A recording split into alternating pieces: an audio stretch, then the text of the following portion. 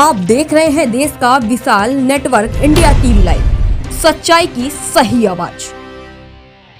પોલીસના સ્ટાફના માણસો જ અજાણ્યા ઈસમોની ચેકપોસ્ટ ઉપર ઊભા રાખી વાહન ચાલકો પાસેથી ઉઘાડી લૂંટ કરતા હોવાનો પર્દાફાશ થયો છે સુરેન્દ્રનગરમાં। ત્યારે ફરી એકવાર સુરેન્દ્રનગર પોલીસની કામગીરી સામે, પોલીસની છાપ સામે અનેક સવાલો ઊભા થયા છે। પ્રશ્ન એ છે કે કોની રહેમ નજર હેઠળ વાહન ચાલકો પાસેથી આ ઉઘાડી લૂંટ ચલાવવામાં આવી રહી છે। જોકે અધિકારીઓની મિલીભગતથી વાહન ચાલકો પાસેથી ઉઘાડી લૂંટ થતી હોવાની શંકા જતાવવામાં આવી રહી છે।